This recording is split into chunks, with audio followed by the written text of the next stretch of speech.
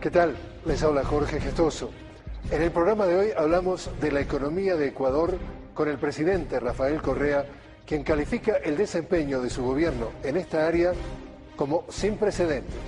Ya tenemos los resultados económicos del tercer trimestre y son realmente espectaculares. Veamos. Crecimiento total del Producto Interno Bruto en el tercer trimestre del 2011, 9%. De una tasa altísima. El petrolero creció 5.12% y el PIB no petrolero, que es el que responde a la política económica, creció 11.24%. Esta es la tasa más alta de que se tiene la estadística. Y esto significa que Ecuador probablemente está creciendo más rápido que China. Un desempeño cuestionado por este ex ministro de Economía. El presidente Correa está ya 5 años en el poder. Él ha disfrutado de una bonanza de recursos que no ha tenido el país en los últimos 40 años. Algunos números que se han podido realizar últimamente demuestran que entre el 2007 y el 2011 es una cantidad muy similar entre el 2006 y 1972. Es decir, la abundancia de fondos es abismalmente distinta. Sin embargo, de eso, los avances en progreso, en crecimiento económico, en empleo, en bienestar, no ha dado los frutos que uno habría pensado con esa abundancia de fondos. El tema del libre comercio, que acaparó la atención del país en los últimos días, genera opiniones encontradas. Nosotros siempre hemos hablado de que el tema libre comercio, free trade, no es libre comercio, free trade. Más bien hablamos de términos de comercio justo.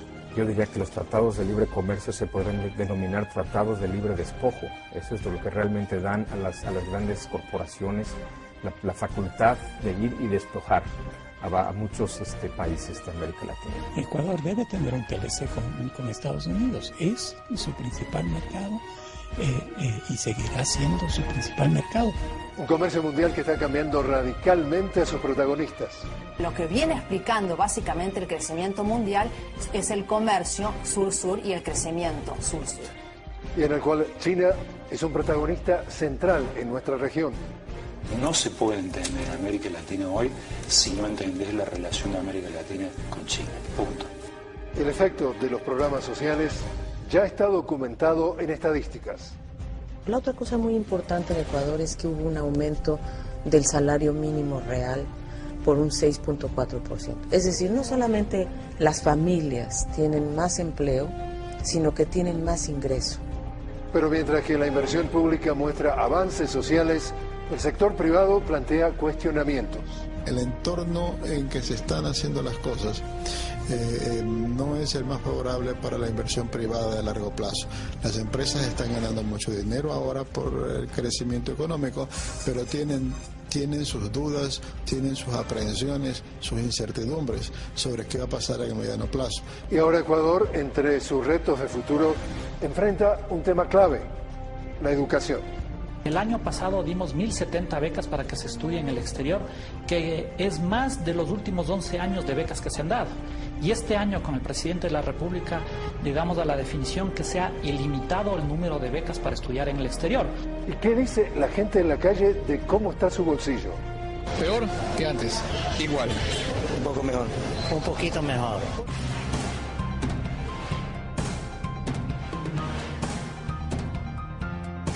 De frente, con Jorge Gestoso.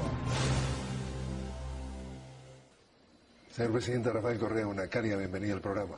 Gracias, Jorge. Muy contento de verlo nuevamente.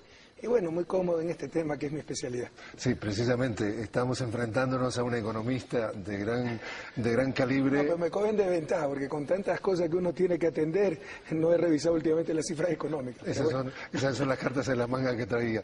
Señor presidente, respecto a los beneficios de los tratados de libre comercio, hay versiones encontradas.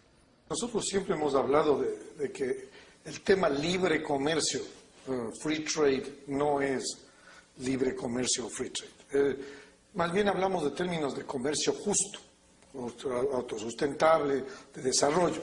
El problema nuestro es que no puedes tener libre comercio si tienes un volumen de subsidios para la agricultura, tanto en Estados Unidos como en Europa y Japón. Yo diría que los tratados de libre comercio se podrían denominar tratados de libre despojo. Eso es lo que realmente dan a las grandes corporaciones la facultad de ir y despojar a muchos países de América Latina. Yo soy muy optimista cuando veo países como Brasil y países como Argentina también, que tienen políticas muy diferentes, políticas de fortalecimiento del mercado interno y también de crear alianzas más tipo sur-sur, entre países del sur, por supuesto empezando por el Mercosur, después por UNASUR, etcétera, lo cual está ayudando a contribuir a terminar con el predominio que han tenido las grandes potencias como Estados Unidos y Europa sobre los países de América Latina. Uno ve las consecuencias que tratados de libre comercio han tenido en los países que se han abierto en esa manera. Han crecido mucho más rápido, han diversificado sus exportaciones, han generado inversiones de largo plazo, han generado mayor presencia del capital extranjero y mayor llegada de tecnología.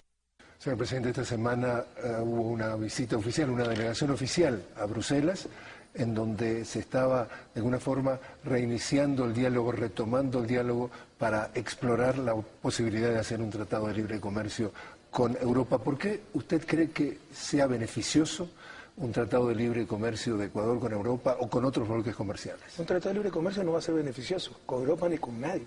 Ya superemos esos mitos, esos dogmas, esas falacias que nos quieren imponer en función de ciertas visiones y algunas veces ciertos intereses. Y yo veo que se sostienen cosas que no tienen asidero empírico. Y esto no es que me lo han contado. Yo he hecho mis estudios econométricos al respecto. Por ejemplo, que los países que se han abierto han tenido más rápido crecimiento. Eso no es verdad. Hay países que han deteriorado su tasa de crecimiento. Hay países africanos que decrecieron con estos tratados, que han diversificado sus exportaciones, muchos han regresado a los modelos primarios exportadores, han reducido en términos relativos su participación industrial, su exportación industrial.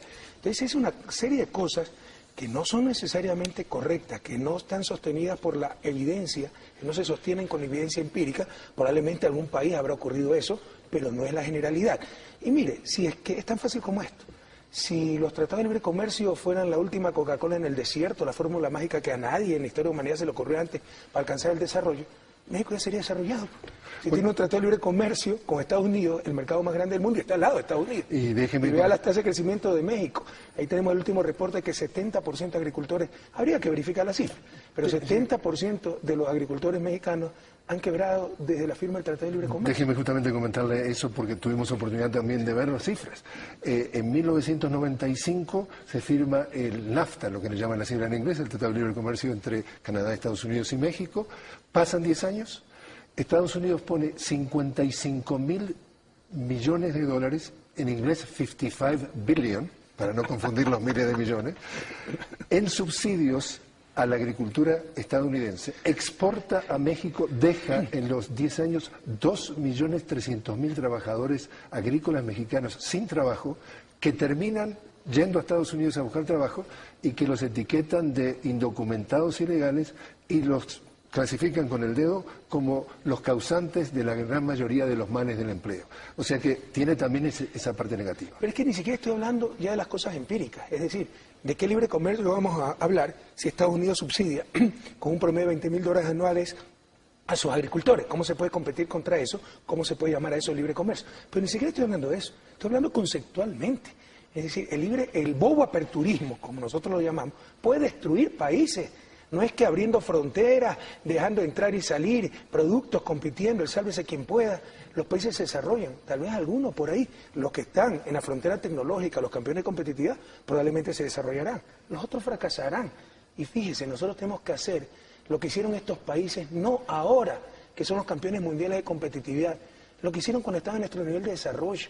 Y Estados Unidos fue el iniciador del proteccionismo moderno con Alexander Hamilton, fue el que resistió los intentos librecambistas del imperio dominante en esa época, el imperio inglés. Aprendamos de la historia. Esto, que el libre comercio beneficia siempre y a todos, es algo más cercano a la religión que la ciencia y no resiste un análisis teórico, empírico ni histórico. ¿Y entonces qué estaba haciendo su delegación oficial en Europa? Negociando un acuerdo comercial. No estamos contra el comercio. Diferenciemos libre comercio Abramos fronteras y sálvese quien pueda, acuerdos comerciales para el desarrollo. Dada mis especificidades, dada mi nivel de desarrollo relativo, los diferenciales de productividad, abramos estos mercados, protejamos esto, dejemos esto en manos del país, protejamos a los pequeños agricultores, con esas especificidades, con esa flexibilidad. Bueno, negociemos acuerdos comerciales, pero no bobo-aperturistas. Es decir, tendría que haber esas condiciones mínimas. Y algo adicional, Jorge, que la gente no entiende, ya raya en lo irresponsable, ya raya en el dogmatismo, insisto, irresponsable. Ecuador no tiene moneda nacional. Si Colombia, Perú, el propio México, que han firmado estos acuerdos, les va mal, tienen un grave desequilibrio externo, importan mucho más de lo que exportan. Eso significa, en términos individuales, que consumo mucho más de lo que gano. Eso es insostenible en el mediano plazo. En el corto plazo es préstame, primo, plata, mami, ayúdame. Pero en el mediano plazo, o consumo menos y gano más, o quiebro, o colapso. Bueno, ¿cómo solucionan los países esos problemas, esos desequilibrios externos? Con la moneda nacional. Deprecian la moneda nacional, encarecen las importaciones, es decir, consumen menos y abaratan sus exportaciones, es decir, venden y ganan más. ¿Y ustedes no tienen Ecuador eso? no tiene eso. Y cuando usted no tiene política monetaria por la insensatez de haber abandonado la moneda nacional, solo le queda la política comercial para regular desequilibrios en el sector externo. Y si encima firma estos tratados de libre comercio, ya solo le va a quedar rezar. Como siempre digo, soy creyente, pero no creo en milagros económicos. Es decir, está de acuerdo con acuerdos comerciales, pero no con tratados de libre comercio. Estoy de acuerdo con el comercio. ¿Quién en el siglo XXI puede obviar la importancia del comercio? Por otra cosa es el bobo aperturismo. Y el tema de la dolarización que usted saca a relucir, es decir, como no tiene esa carta de que puede eventualmente devaluar su moneda, ¿existe alguna posibilidad de que la política de la dolarización cambie en el país? No, salir de la dolarización sería suicida. Pero tenemos, por supuesto, precisamente por eso, tomar acciones y políticas en función de la rigidez del sistema dolarizador, que tiene algunos beneficios, controla la inflación, nadie lo niega, pero tiene grandes perjuicios y grandes restricciones. Una de ellas es no tener mecanismos para equilibrar problemas en el sector externo. Entonces tenemos que tomar decisiones en base a esa realidad. Pero como decimos en Ecuador, tras cuernos palos. Nos metieron a la dolarización, renunciamos a la política monetaria y ahora también quieren que con el bobo aperturismo renunciemos a la política comercial. Esa es la fórmula del desastre, es un suicidio social anticipado. Quiero compartir con usted que tuvimos la oportunidad de entrevistar a Deborah James. Ella es experta en el tema de la Organización Mundial del Comercio, quien nos describe precisamente en pocas palabras las dificultades que enfrentan los países en desarrollo a la hora de intentar firmar acuerdos comerciales. Porque Estados Unidos es uno de los principales que no está dejando que nadie vigile si los servicios financieros, las regulaciones de la OMC, que fueron parte de la causa de la crisis financiera, y si debemos revisar quizás un poco de esas prohibiciones en contra de las regulaciones. Ecuador, al revés, está promoviendo las regulaciones. La regulación, y que hay que tener un reviso, ¿no? Lo que dice Deborah James es muy claro. Ella dice, cuando los países se reúnen en el G20, en el grupo de los 20, el discurso oficial es que tenemos que ser cuidadosos, tenemos que regular, por ejemplo, las finanzas de la banca mundial, que Deborah identifica como la causa de esta crisis global, pero cuando llegan a la Organización Mundial del Comercio, los mismos países cambian 180 grados el discurso y dice, hay que desregular el comercio. Y según ella, dice, desregular el comercio significa para nuestros países en vías de desarrollo emergentes, posiblemente la ruina, por ejemplo, de algunos sectores. Tiene toda la razón, Débora. ¿Quiénes son los G20? ¿Los países más competitivos o menos competitivos del mundo? Entonces les va a convenir por hoy predicar lo que nunca practicaron, el libre comercio. Porque no ha habido país más proteccionista y más cerrado que Estados Unidos, que Inglaterra cuando le convino, que Alemania. Todos ellos se desarrollaron con la teoría de Friedrich List, que además nos dicen que Friedrich List se la aprendió de Alexander Hamilton, las ideas básicas de la industria infantil, proteger el sector industrial hasta que tenga capacidad para competir. Entonces, ¿quiénes son los G20? ¿Los menos competitivos o los más competitivos? Probablemente si yo estuviera en el G20, fuera el campeón mundial de competitividad y no me preocuparan mucho los pobres del mundo, también predicaría el libre comercio. Entonces, pero si fuera pobre, ¿no?, como lo somos, sería una torpeza aceptar esa mentira. Entonces, presidente de Ecuador sale en un viaje como puede ser a Turquía, como puede ser a España, y se Best system ever devised. Capitalism is the best system ever devised. Cuando hablamos de injerencia e intervención, se suele pensar en bombardeos y acciones de guerra. Sin embargo, hay una forma de invasión mucho menos ruidosa que las bombas, pero implacable en sus efectos al esclavizar a los países más débiles a través de sofisticados mecanismos financieros y comerciales. Al abrir mercados a Estados Unidos, habrá más inversiones. Uno de los mecanismos de injerencia empleados por la potencia del norte a lo largo de la historia para devorar la economía de los más débiles son los tratados de libre comercio. Los tratados de libre comercio son algo similar a lo que haría el león cuando reúne a los animales de la selva para comunicarles que van a ser devorados, eso sí, siempre de manera muy respetuosa con los tratados internacionales y la democracia formal. Cuando nadie apostaba por Chile, finalmente se firmó el TLC con Estados Unidos. Cuando los TLC se ponen en marcha, las invasiones militares, el financiamiento de grupos paramilitares internos, incluso los magnicidios, que han sido las estructuras de intervención tradicionales de Estados Unidos en América Latina, no tenían ya mucho espacio. Es el momento entonces de conseguir los mismos efectos, pero de una manera, te digo, formalmente más amable. Electrodomésticos, medicinas y alimentos ingresarán sin aranceles, lo que abaratará sus costos. Mundo sin fronteras. Hoy entra en vigencia oficialmente el Tratado de Libre Comercio con Estados Unidos.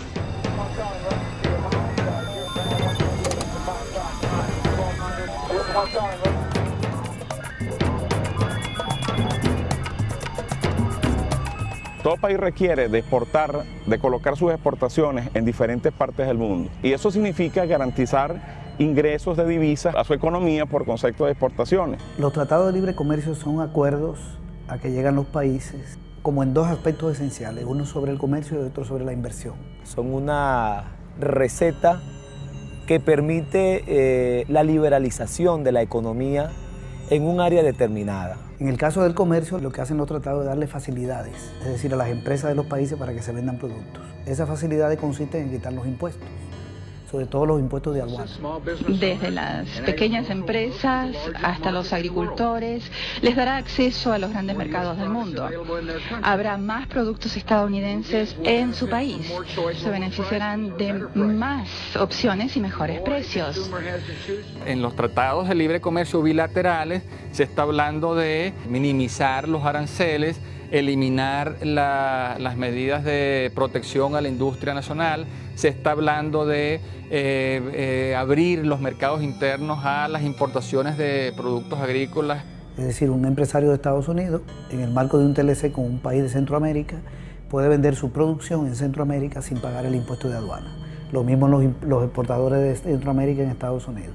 Eso se supone que es una facilidad, porque el arancel dificulta el comercio porque encarece el producto que viene de fuera. Pues las nuevas reglas de juego con libre acceso a su mercado permitirán mayores ganancias para los productores y empresarios. Por eso se llama libre comercio, porque no debe haber paredes, no debe haber muros de contención, sino que los productos deben pasar libremente, como podríamos decir, un comercio de preferencia, pues que todo pasa y todo sale. Entonces ese es un primer aspecto del tratado, facilitar ese comercio. Y el otro es darle facilidades a las empresas para que inviertan en otro país. Por ejemplo, una empresa de Estados Unidos puede ir a Chile, como hay un TLC entre Estados Unidos y Chile, y hacerle oferta al gobierno. Cuando el gobierno va a hacer compras, los ministerios van a hacer compras. No se pueden reservar a empresas chilenas, sino que participan en las licitaciones. También un empresario de Estados Unidos puede ir y llevar su materia prima a Chile. Desde Estados Unidos a Chile, si va a producir un bien, por ejemplo calzado, el gobierno de Chile no le puede exigir que sea materia prima chilena. Tiene derecho a llevarse toda la ganancia. El gobierno de Chile no le puede impedir que la ganancia que tenga en la moneda chilena la reinvierte en el país, sino que puede agarrar toda la ganancia, convertirla en dólares y llevárselo. La mayoría de los gobiernos le ponen restricciones a eso. Con los TLC todo eso se quita. lo que tratan es precisamente de que se minimice al máximo la intervención del Estado y que se deje en manos de empresas privadas, transnacionales, el ejercicio del poder, de lo social, de lo económico y de los servicios.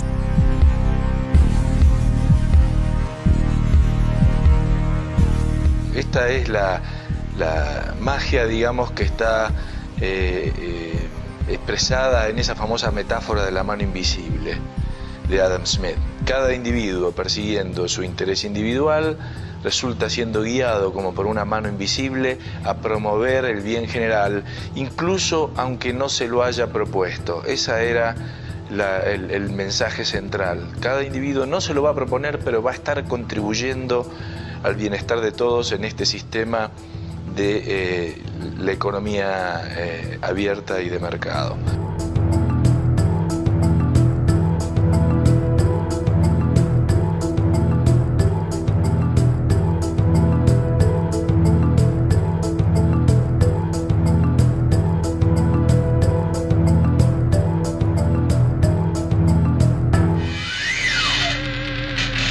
Esa economía neoliberal que tiene como ejes centrales la apertura de fronteras, la desregulación laboral y la privatización de empresas públicas, se convierte, ya digo, en el corazón de lo que va a ser la estrategia económica de Estados Unidos, principalmente hacia América Latina. Por ejemplo, en el caso de Centroamérica se le abrió paso a las privatizaciones de algunas empresas energéticas, abre la posibilidad de la privatización del agua también, en el capítulo de medio ambiente. Áreas de salud, energético, la educación, deberían estar en manos de privados que ni siquiera representan una idea nacional, sino una idea de gobierno mundial. Se pasa de lo que es el mercado mundial a la economía mundial. Todo el planeta Tierra forma ahora una sola economía porque el capital deja de tener fronteras y puede colocarse en cualquier parte del mundo para explotar a trabajadores en cualquier parte del mundo y venderle sus productos en cualquier parte del mundo. If you seek social justice and human dignity, the free market system is the way to go.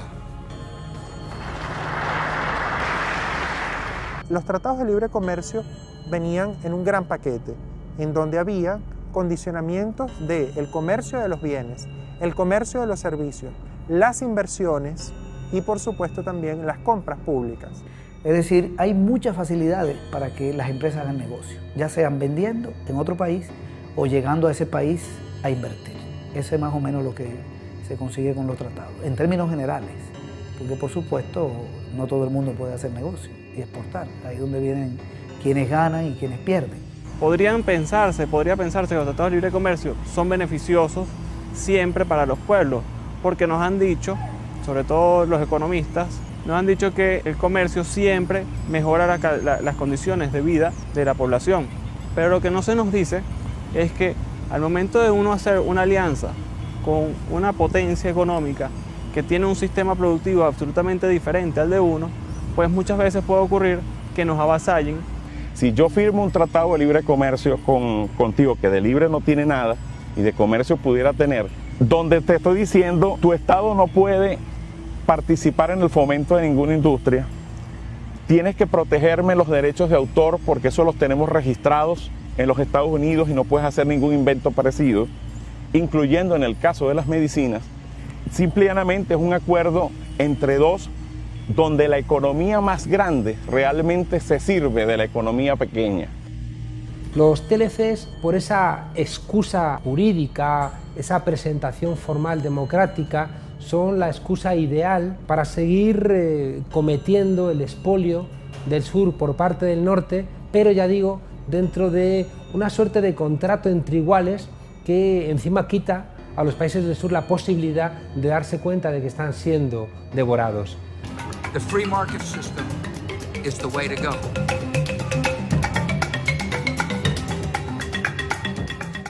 En las relaciones entre Estados Unidos y América Latina, lo fundamental para Estados Unidos ha sido siempre cómo integrar a América Latina y convertirla, como ha sido a lo largo del tiempo, en una periferia económica. Voices from the left and right are equating the free enterprise system with greed and exploitation and failure. Capitalism offers people the freedom to choose where they work, what they do, the opportunity to buy or sell products they want. América Latina y el Caribe concentra una enorme cantidad de recursos naturales estratégicos para el capitalismo. Estamos hablando de recursos que permitirán al capitalismo su reproducción y tiene una biodiversidad que no tiene otra región del planeta. De tal manera que esto la convierte en un territorio muy apetecido por la geopolítica imperial estadounidense. Para entender el origen de los tratados de libre comercio conviene remontarse hasta el año 1890. Estados Unidos e Inglaterra, las dos grandes potencias mundiales, trataban por todos los medios de lograr el control económico, político y territorial del planeta. En Washington, el presidente Cleveland convoca a los países de la región a lo que sería la primera reunión internacional en suelo estadounidense. Se trataba de la primera conferencia panamericana, el germen de lo que años más tarde sería la Organización de Estados Americanos y que daría origen a los tratados de libre comercio. Estados Unidos se dio el derecho de llevar 10 delegados a la conferencia y limitar a 3 el número de delegados del resto de países. James Blaine, el secretario del Norte, presidió la conferencia. Entre la delegación estadounidense se encontraban grandes empresarios como Charles Flint, que más tarde establecería la empresa transnacional que hoy se conoce como IBM. William Prescott, diplomático del Departamento de Estado que ya había participado en intervenciones en Chile, Bolivia, Perú e impulsaría la expropiación del Istmo a Colombia. Andrés Carnegie, considerada la segunda persona más adinerada del mundo, dueño de corporaciones de acero, ferrocarriles, petroleras, y que vería en la creación de la OEA un negocio tan bueno que años más tarde financiaría la construcción de la sede en Washington. El idioma oficial de la conferencia fue el inglés. No hubo intérpretes y a duras penas los delegados del sur pudieron participar en las discusiones. Cuando se propuso que las intervenciones extranjeras quedasen eliminadas para siempre del derecho internacional americano, Estados Unidos votaría en contra. Fue el único voto en contra al acuerdo de no intervención. Las propuestas presentadas por los Estados Unidos revelaban su único propósito: controlar los mercados y recursos del sur antes que Inglaterra lo hiciera por ellos. De eso se trataba, de crear áreas periféricas que son mercados para colocación de sus productos, de sus excedentes industriales, de sus mercaderías, materia prima para transformarla y después devolvernosla hecho producto manufacturado. Y para olvidar el asunto de la no intervención, los simpáticos empresarios norteños llevaron a los delegados latinoamericanos a una gira de 6 semanas con todos los gastos pagos por Estados Unidos, a conocer sus fábricas de máquinas, sus grandes almacenes, plantas de fabricación de acero, muebles, textiles y talleres de ferrocarriles. James Blaine se planteó precisamente en aquel momento crear una unión aduanera. La conferencia y la forma en que era conducida por los delegados estadounidenses era observada muy de cerca por un ilustre latinoamericano desde Washington, el escritor y periodista cubano José Martí, quien tempranamente alertó sobre las verdaderas intenciones del norte. Lo que desde hace años vengo temiendo y anunciando se viene encima, que es la política conquistadora de los Estados Unidos, que ya anuncian públicamente por boca de Blaine su deseo de tratar de mano alta a todos nuestros países como dependencias naturales de este. No se equivocaba el ilustre cubano. Aquella conferencia marcaba el camino de la explotación económica del sur, disfrazándola de relaciones comerciales y de libre mercado.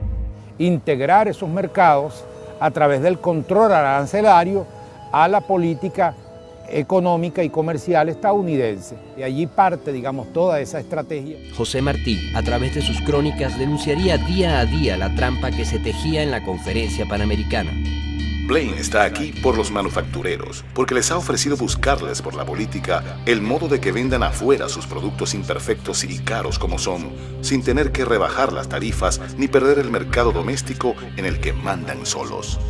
El secretario de Estado y presidente de la conferencia, James Blaine, no escondía su filosofía de intervención y conquista.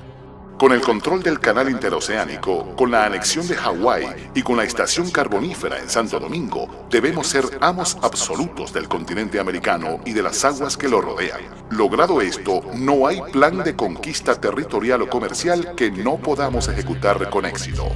Anexiones, intervención y conquista. 3 principios de los padres del libre comercio. Estados Unidos siempre ha intentado beneficiarse de los países que les podían brindar un mayor bienestar, a sus ciudadanos. Cuando así lo entendieron, invadieron, pusieron gobiernos títeres. Esto lo sufrían países como México, el cual perdió la mitad de su territorio a manos de su vecino. Texas fue anexionado por Estados Unidos en 1845. Lo que hoy son los estados de California, Arizona, Nevada y Utah, así como parte de Wyoming y Colorado y el estado de Nuevo México, le fueron arrebatados por el Imperio del Norte en 1848.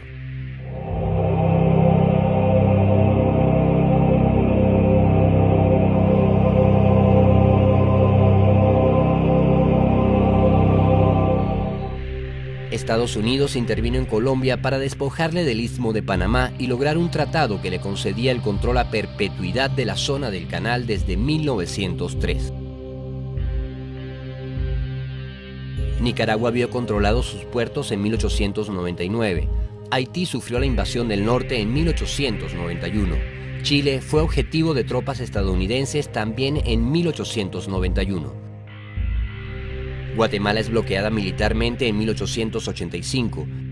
Argentina vio desembarcar marines en su capital en 1890. Brasil es rodeado por la Fuerza Naval estadounidense en 1894. Hawái simplemente dejó de ser un país independiente cuando Estados Unidos lo invadió y anexionó en 1893. Puerto Rico ha vivido la ocupación del norte desde 1898 hasta el presente. Cuba vivió la primera ocupación militar norteamericana en 1899 hasta 1902. Y mientras esto ocurría en el campo militar, se avanzaba en el terreno de las negociaciones, según ellos pacíficas, con esos mismos países para imponerles acuerdos comerciales movidos por una ambición que no parecía tener límites. Los Estados Unidos parecen destinados por la providencia a plagar la América de miserias y hambre en nombre de la libertad. En nombre de la libertad. Sin embargo, eso no fue suficiente para el imperio. Había que extraer más renta. Y esa extracción se hacía ya haciendo posible que las transnacionales se adueñaran de todos los recursos, no solamente de las materias primas fundamentales como petróleo, estaño, cobre, en los ejemplos que he citado, sino todos los alimentos, las medicinas, los saberes, los conocimientos, la vida toda de nuestros países. Ya a comienzos del siglo XX, Inglaterra había sido desplazada como competidora por la hegemonía mundial. Y así como había ocurrido en el siglo XIX, los Estados Unidos mantendrían su carrera de guerra y su fachada diplomática en la misma dirección de dominación. Entre intervenciones militares, invasiones y derrocamientos de gobiernos democráticos, perfeccionaría los instrumentos de hegemonía económica a través de la Conferencia Panamericana y los acuerdos comerciales.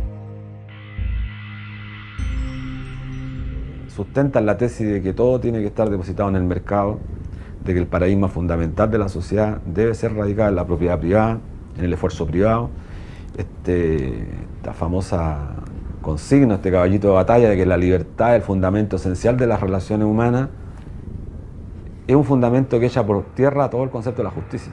Para los años 80, sobre todo para los años 80, el imperio, con Estados Unidos a la cabeza, decidió que la renta imperial debía incrementarse y diseñó el sistema económico neoliberal que permitió la extracción más expedita y todavía más expoliadora de la renta imperial. Generaron una matriz económica que potenciaba el ajuste neoliberal, que lo que iba a permitir era que los países del sur compraran los productos del norte. Nos aplicaron a todo el continente las políticas neoliberales. Nosotros, los venezolanos, tuvimos una reacción, la primera en el mundo occidental, contra las políticas neoliberales.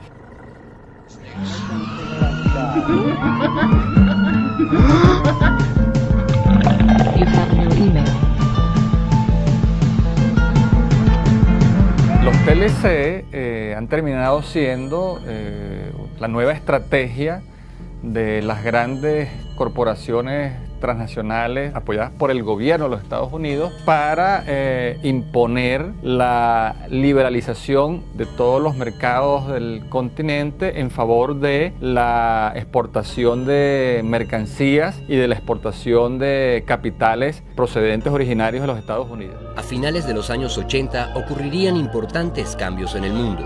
El bloque de países que conformaban la Unión Soviética se venía abajo y la expansión del neoliberalismo se trazaría nuevos horizontes.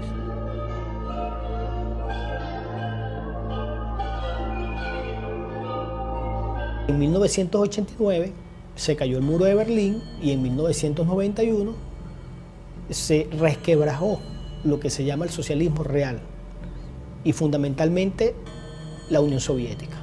A partir de allí hubo un nuevo contexto geopolítico en la humanidad. No había una balanza de proyecto capitalista versus proyecto socialista. Todo parecía indicar que el capitalismo era como especie de un sistema eterno. Ellos, por supuesto, pregonaban esto a los cuatro vientos. Ya el comunismo no era una amenaza, ya el socialismo no era una amenaza. En ese contexto nace, sin duda alguna, la proyección de Estados Unidos de controlar las economías para hacer posible más dependientes esas economías pequeñas. El mercado de los países que, al haberse derrumbado el bloque socialista, quedaban como especie de países a la deriva, de un mercado a la deriva, y que Estados Unidos presuponía que ellos iban a tener la delantera para poder dominarlo y conquistarlo. Pero no fue así. Fue la Unión Europea quien hasta ahora ha sacado más ventaja de eso. Allí empieza entonces el gran fortalecimiento del imperialismo europeo.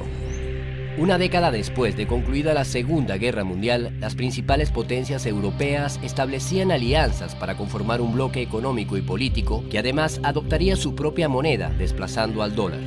Paralelamente, las economías china, rusa e india harían sentir su peso en la lucha por la hegemonía mundial. Empezaban a surgir nuevos centros hegemónicos en el capitalismo mundial. Eso llevó a Estados Unidos a replantearse sus políticas y sus políticas hacia América Latina. Los tratados de libre comercio eran precisamente el plato fuerte del norte para dominar los mercados y recursos del sur. Su primer tratado de libre comercio, que podríamos decir reconocido y el cual está todavía en ejecución, fue el tratado que firmó en el año 1994 junto con Canadá y México. Los negociadores estaban a puerta cerrada. La firma se hace en 92 y entra en vigor el 1 de enero de 94. Te ofrecen un mercado libre norteamericano, vamos a abrir las fronteras, las mercancías mexicanas se van a poder colocar en el mayor mercado del mundo, que es el norteamericano. Bueno, los funcionarios, ¿no?, del gobierno mexicano estaban fascinados, ¿no? El pueblo no. O sea, hubo mucho rechazo en el pueblo, pero era el primer tratado de este tipo que se hacía en el mundo. Entonces no había experiencia de los pueblos, no sabíamos qué tan lesivo iba a ser, o sea, se percibía que era un tratado que iba a dañar evidentemente al más débil. Why would Canada want to sign this agreement? Why would Mexico want to sign agreements which prevent it from dealing with pollution, which prevent it from following policies that they see as in the interest of the people? Well, one reason is that they want access to the U.S. market. They want to be able to trade with the U.S. Because it's a big market. And especially for countries that are anywhere close to the United States, it is the most important market to be selling to. So in this, what the United States is able to say is, well, if you want access to our market, you have to do what we tell you. Entonces, ¿qué hay que hacer? Pues levantar aranceles, destrabar restricciones, que en México eran fuertes, había restricciones proteccionistas, porque viviendo al lado del país más poderoso y agresivo, ¿no?, económicamente del mundo, que es Estados Unidos, se tuvo que poner una legislación proteccionista que impedía la entrada de inversión extranjera en ciertos sectores que se consideraban estratégicos para el país, como el petróleo. En ese tratado de libre comercio, se asegura Estados Unidos de que México le colabore con aproximadamente 1.300.000 barriles diarios de petróleo, lo cual es vital para la economía de los Estados Unidos porque ese es un país que se consume más del 22-23% de los recursos energéticos de la tierra.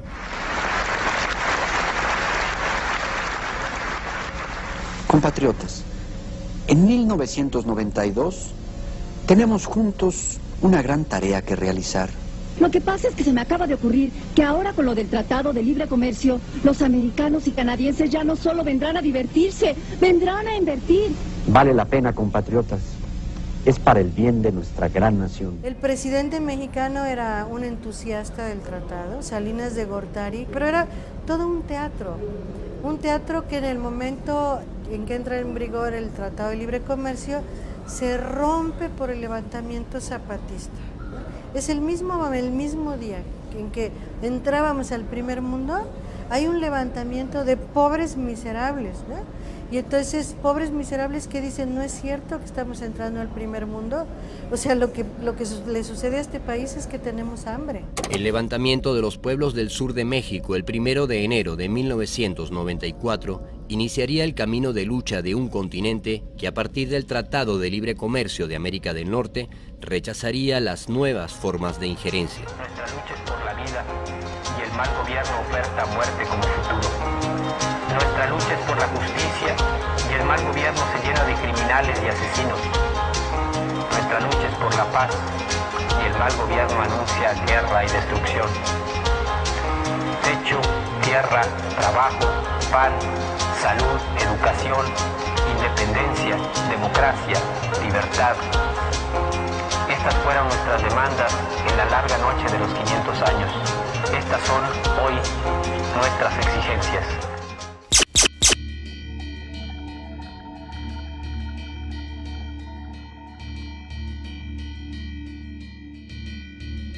Cuando se convoca aquella mal llamada, como podemos asegurar que es mal llamado, Cumbre de las Américas, ¿verdad? En Miami, Estados Unidos llevó allí la tesis de transformar a todo el hemisferio en una gran zona de libre comercio. De hecho, se hablaba del ALCA como el área de libre comercio de las Américas. Es decir, la idea era unir en términos comerciales, en primera instancia, toda América, desde Estados Unidos, desde Canadá hasta Argentina en la Patagonia. Todo iba a ser una sola área económica. La pretensión del ALCA, ¿no?, como una estrategia para imponer de una vez y para siempre a todos los países del hemisferio, a todos los países del continente, un acuerdo de carácter supranacional que abriera las puertas de todos y cada uno de los países del continente a ese alud de mercancías y de capitales procedentes de los Estados Unidos. Esa apertura de fronteras permitía que las empresas subvencionadas de los Estados Unidos hicieran de los mercados latinoamericanos un mercado cautivo para los Estados Unidos. Y allí empieza una disputa importantísima entre los Estados Unidos tratando de imponer esa idea del libre mercado de los TLC y la resistencia de los países de América Latina, buena parte de los países de América Latina, se empezaron a levantar las voces en tanto las grandes asimetrías de nuestras economías con relación a las economías del norte. Ahí estaba el gran problema para que nuestros países aceptasen los TLC. Los 6 países centroamericanos iniciaron un proceso de negociación de Tratado de Libre Comercio con Estados Unidos. Bueno, ese ciclo se cerró en el año 2004. Los últimos que ingresaron a ese ciclo fue República Dominicana y Costa Rica. En el 2004, Nicaragua suscribe junto a la región el Tratado de Libre Comercio con Estados Unidos, conocido como CAFTA, el tratado comercial entre Centroamérica y Estados Unidos. When we talk about trade, the so-called trade relations, one of the most important things to recognize is asymmetry. That this is not, this is a case of a very big market, a very big, powerful country, and powerful country dealing with small countries, dealing with countries which are weak. And it means that they are able to do things in these agreements which they would not be able to do with a country of the same size and power. Estados Unidos no busca hace tiempo, después que fracasó el ALCA, que fracasó fundamentalmente la reunión de Mar del Plata, ¿no es cierto? La táctica de Estados Unidos es otra, que es los acuerdos bilaterales. Las consecuencias del neoliberalismo y el libre mercado aumentaría la pobreza, la exclusión y la dependencia de todos los países de América Latina que habían suscrito los tratados de libre comercio. Donde ha sido más dramático el impacto del TLC ha sido en México, porque es el TLC que tiene más tiempo. Arrancó en el año 1994. Fue el primer país donde esas medidas fueron aplicadas de manera irrestricta y es el país que ha estado sometido durante decenas y decenas de años a las políticas neoliberales. Durante mucho tiempo después de la revolución había un acuerdo social que hacía que el Estado estuviera proporcionando créditos, precios de garantía a los campesinos, bueno, y eso permitió florecer al campo. En el momento en que empiezan a abandonarse estas políticas, que se individualiza la propiedad de la tierra, se viene abajo la producción campesina, empieza a haber acaparamiento de tierras por grandes latifundistas, con empresas agrícolas en forma, el agrobusiness famoso, entra con el Tratado de Libre Comercio y bueno, hoy tenemos una alimentación mucho más insana que la que teníamos hace 10, 15 años. That Mexico had all these grand promises about how wonderfully they would do under NAFTA, that in fact unemployment increased in many areas. In agriculture, there was a complete wiping out of the old social relations in agriculture, and in all industries producing for local markets, those have been completely wiped out. Ha inundado también a México de productos agropecuarios, sobre todo al extremo de que México, que importaba el 5% del maíz que comía, hoy está trayendo de Estados Unidos el 40%.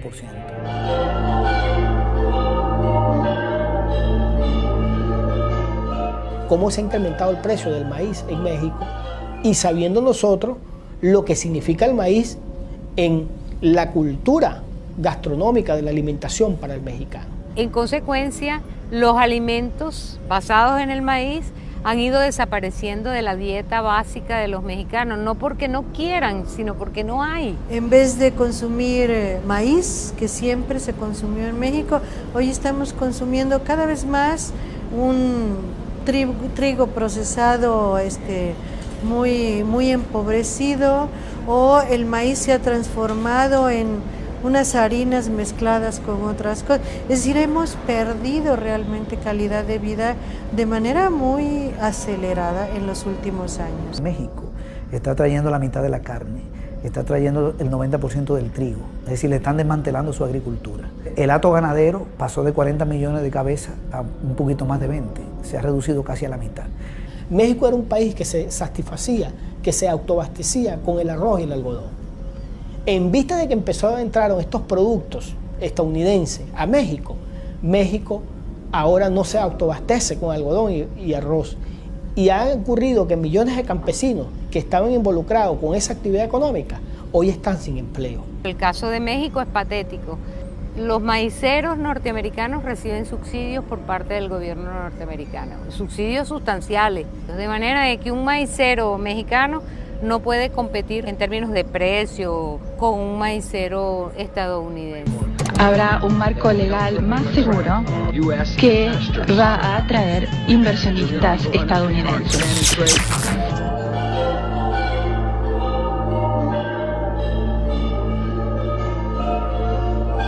Entonces ellos hacen pasar este apoyo, estos subsidios al campo en Estados Unidos, pues como un apoyo legal, ¿no?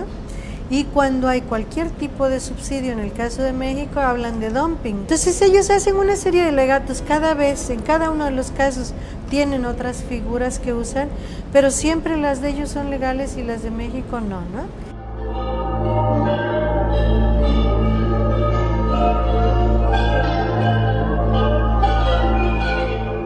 México hoy tiene más deuda externa que cuando se firmó el Tratado de Libre Comercio. Claro, tiene más deuda externa porque su economía entró en recesión, porque su aparato productivo ya empezó a tener problemas a sectores que producían para la economía mexicana, y obviamente eso implica, ¿verdad?, que México tiene que tener mayor dependencia pues del crédito privado internacional.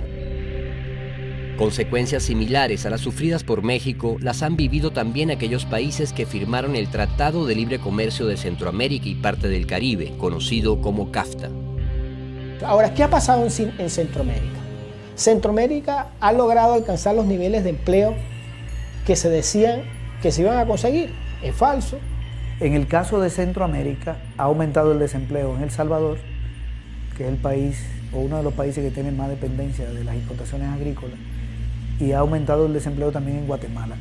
Honduras también ha crecido el desempleo, y Costa Rica no hay datos todavía porque el TLC apenas acaba de arrancar. Ha sido terrible. Si las condiciones de pobreza antes de la firma del TLC eran difíciles, ahora son más grandes.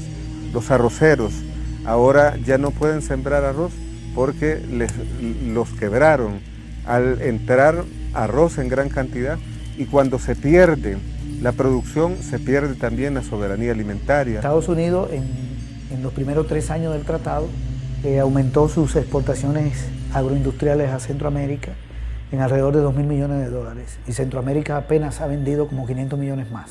Se ha ampliado la brecha comercial. Eso significa salida de dólares de Centroamérica para Estados Unidos y entrada de dólares de Estados Unidos que los saca de Centroamérica con sus ventas. Los productores de maíz, los productores de verduras, los artesanos, ahora no pueden competir y han quebrado.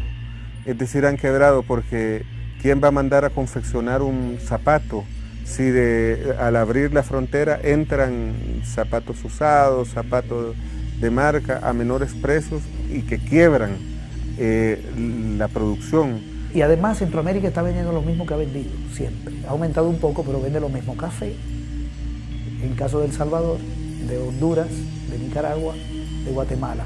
Banano en el caso de Costa Rica, de Guatemala y de Honduras. Carne en el caso de Nicaragua. No han diversificado sus ventas. La generación de energía debe ser de manera que beneficie a la población y no a las transnacionales, porque ahora están acaparando los ríos, generan energía hidroeléctrica y la venden. O si no, están haciendo un enorme negocio con la energía térmica. Quienes, los mismos que han estado privatizando las instituciones del Estado, como la Empresa Nacional de Energía Eléctrica, y están vendiendo la energía ahora al mismo Estado a precios tremendos. Es decir, están haciendo gran negocio. El Tratado Bilateral de Libre Comercio firmado entre Chile y los Estados Unidos en el año 2004 ha sido puesto como ejemplo de desarrollo por los defensores del neoliberalismo. Sin embargo, la realidad no refleja ningún éxito económico para el pueblo chileno. Bueno, las políticas de Chile con relación a los tratados de libre comercio son un monumento, desde mi punto de vista, a la imbecilidad o al antipatriotismo.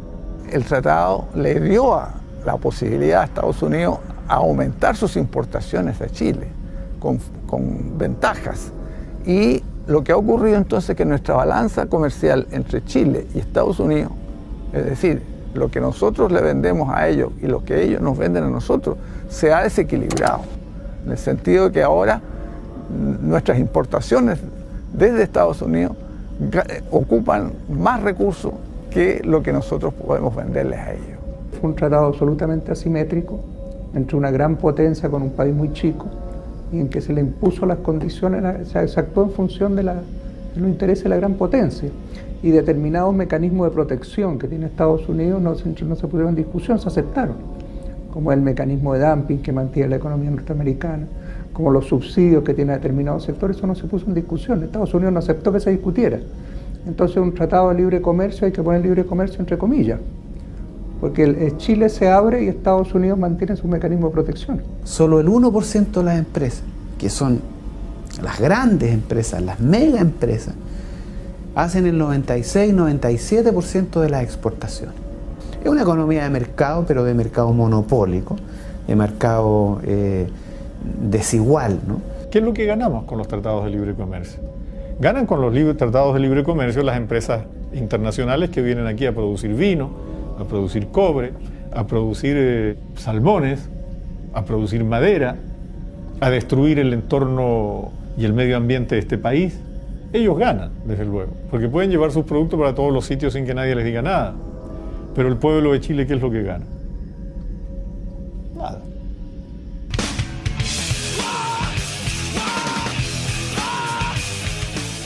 Durante años y sin descanso, los mejores gerentes, economistas, tecnócratas y expertos del neoliberalismo pusieron todo su empeño por conducir al mundo por la gloriosa senda, según ellos, de los tratados de libre comercio, teniendo como Dios al mercado y como Biblia la libertad de empresa.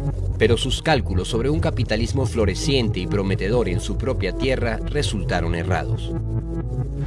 Aplicará medidas para frenar la crisis económica que produjo más de 1 millón de nuevos desempleados. El déficit del presupuesto federal de Estados Unidos saltó a 192.300 millones de dólares en marzo. El déficit será de 1.750.000 millones de dólares. El hasta entonces omnipotente capitalismo se derrumbaba en todo el mundo ante las narices de sus más firmes defensores. I understand their worry and their frustration. We've seen triple-digit swings in the stock market. Major financial institutions have teetered on the edge of collapse, and some have failed. ¿Quién iba a pensar que en el siglo XXI, en sus inicios, se iba a derrumbar como castillos de naipes esa ideología que se presentó como ciencia, como el fin de la historia, el neoliberalismo, el consenso de Washington, el capitalismo salvaje? Pero aquello ocurrió, y sí. El capitalismo está atravesando sus peores crisis, ¿no? Porque es una crisis global, es una crisis internacional. La crisis capitalista hoy no es una crisis financiera cualquiera, es una crisis integral, es una crisis sistémica, es la crisis de todo el sistema capitalista mundial. Esa crisis arrancó con el problema del pago de las viviendas en Estados Unidos y tiene un antecedente que es la llegada de George Bush, hijo, al gobierno en el año 2000. I know many Americans have questions tonight. How did we reach this point in our economy? How will the solution I propose work? And what does this mean for your financial future? No se limitó única y exclusivamente al sistema financiero, se extendió hacia sectores industriales. Veamos cómo grandes catedrales del capitalismo, ¿no? Los grandes íconos de la economía capitalista mundial, o sea, se están tambaleando y se están desmoronando. Veamos qué pasa con la Chrysler, qué pasa con la Ford, ¿no? Qué pasa con las instituciones financieras que se desplomaron, lo que pasa con Volkswagen, con Porsche, ¿verdad? Son símbolos, ¿no? De lo que era la otrora sólida economía capitalista mundial, como hoy en día se resquebraja y se desploma. Esas compañías han lanzado montones de gente a la calle, han hecho elevar el desempleo a unos niveles importantes dentro de los Estados Unidos, y la solución que da Estados Unidos es reunirse con las 20 economías más importantes del mundo y decir que va a reflotar el Fondo Monetario Internacional y al Banco Mundial. ¿Y cómo lo va a reflotar? Inyectándole cantidades de dinero, como también lo han hecho para la compra de los bancos. Pero ese dinero es inorgánico. En otras palabras, eso es papel moneda que le están metiendo a esos bancos y que más tarde o más temprano va a generar un clima de inflación como el que se vivió hace 20 años en varios países del Cono Sur. Se beneficiarán de más opciones y mejores precios. Cuanto más puede elegir el consumidor, mejor será su situación. Al abrir mercados a Estados Unidos, va a aumentar oportunidades para los peruanos. Habrá más inversiones. La crisis actual ha afectado, como tiene que ser, más a los países que estaban atados al carro del imperialismo norteamericano, a los países que firmaron el TLC. Y en las etapas de boom económico, todo funciona a todo vapor. El empleo, digamos, aumenta, los salarios también suben y, digamos, el crédito fluye de una manera grotesca, es decir, todo funciona a crédito. Ahora, ¿qué es lo que está pasando hoy? Lo que está pasando hoy es que se cierra el crédito, bajan los salarios y aumenta el desempleo. Entonces, hoy día lo que estamos siendo es la economía más afectada de América Latina por la crisis en curso. Está agotada una economía donde la riqueza se concentra en un número reducidísimo de la población. Hoy hay millones de personas que a duras penas sobreviven con apenas $1 de ingreso diario, pues no les alcanza ni para comer. Entonces allí están justamente los fenómenos que están erosionando y que están descalabrando la economía capitalista mundial, que se basa en Estados Unidos, en Europa, en Japón. Mientras el capitalismo global demostraba su gran fracaso, el Imperio del Norte haría un último intento por establecer el ALCA en la región. En el 2005, en la reunión de presidente, el gobierno de Estados Unidos intentó que en la declaración, en la reunión que se hizo en Argentina, en Mar del Plata, saliera un parrafito donde se planteara reiniciar la negociación del ALCA. Poco le duraría al imperio la ilusión de concretar sus planes. Las palabras del entonces presidente argentino resumirían el rechazo del sur al proyecto imperialista del ALCA. Igual tratamiento entre países poderosos y débiles, igual tratamiento entre economías altamente desarrolladas y economías emergentes, no solo es una mentira, sino que además resulta una trampa mortal. Trampa que primero atrapa y afecta a los débiles, pero que luego de un modo u otro también termina llegando a los poderosos. Nuestros pobres, nuestros excluidos, nuestros países, nuestra democracia ya no soportan más que sigamos hablando en voz baja. ¿Qué quieren nuestros pueblos? No un área de libre comercio, no, quieren un área libre de pobreza. Nuestros pueblos quieren es un área libre de desempleo. Nuestros pueblos quieren es un área libre de exclusión social, libre de analfabetismo, libre de mortalidad infantil. Es fundamental hablar con mucho respeto y en voz alta para construir un sistema que nos vuelva a contener a todos en un marco de igualdad, y nos vuelva a devolver la esperanza y la posibilidad de construir, obviamente, un mundo distinto. La delegación de Estados Unidos saldría derrotada de la cumbre de Mar del Plata. Lo que planteaba el sur no solo era un contundente rechazo al neoliberalismo. El sur también tenía sus propias propuestas de integración y en ellas no cabía el ALCA. El gobierno de Venezuela lanzó una iniciativa como una alternativa que es el ALBA, que inició en diciembre del 2004 con un proyecto entre Cuba y Venezuela. Un proyecto muy grande, que incluye muchos componentes sociales de salud, de educación, y luego se fueron incorporando otros países a esa iniciativa del ALBA, como Bolivia, Dominica, Nicaragua ya con el gobierno sandinista, y Honduras. El fortalecimiento del ALBA como una alianza política, económica y social en defensa de la independencia, la soberanía, la autodeterminación y la identidad de los países que la integran y de los intereses y aspiraciones de los pueblos del sur frente a los intentos de dominación política y económica. Las propuestas del ALBA no están centradas en rebajar aranceles para que fluya la inversión extranjera. Las propuestas del ALBA están centradas en justamente resolver, en primer lugar, los problemas de empleo, que la gente tenga trabajo digno, decente. Fortaleciendo y dinamizando los mercados internos, armonizando los novedosos esquemas de integración regional recientemente surgidos en América Latina y el Caribe, incorporando nuevos actores a los sistemas económicos, consagrando la soberanía alimentaria, perseverando en nuestros proyectos energéticos, anulando el neoliberalismo. No se trata de que los empresarios de un país aplasten a los de otro, sino de que se complementen las economías. Y además incluye el componente social, que nunca está en los tratados de libre comercio. Se está convirtiendo en una alianza de pueblos para construir la unión que permitirá la liberación definitiva de nuestra América. Constituyámonos en un entorno que tiene una lengua común, una historia común, una cultura común, intereses comunes, para hacerle frente al resto del planeta en condiciones que se asemejen a algo que se pueda llamar la igualdad y no sencillamente de vasallo a señor. Siento que se llegó la hora para combatir a ese sistema, a ese modelo económico que está haciendo tanto daño a la vida y a la humanidad. ALBA es una gran esperanza para los pueblos de Latinoamérica, pero también con mucho aprecio, reconocimiento en todo el mundo. Mientras el sur consolidaba su integración, en los Estados Unidos se elige por primera vez un presidente afroamericano, cuyo discurso de campaña se basaba en la palabra cambio.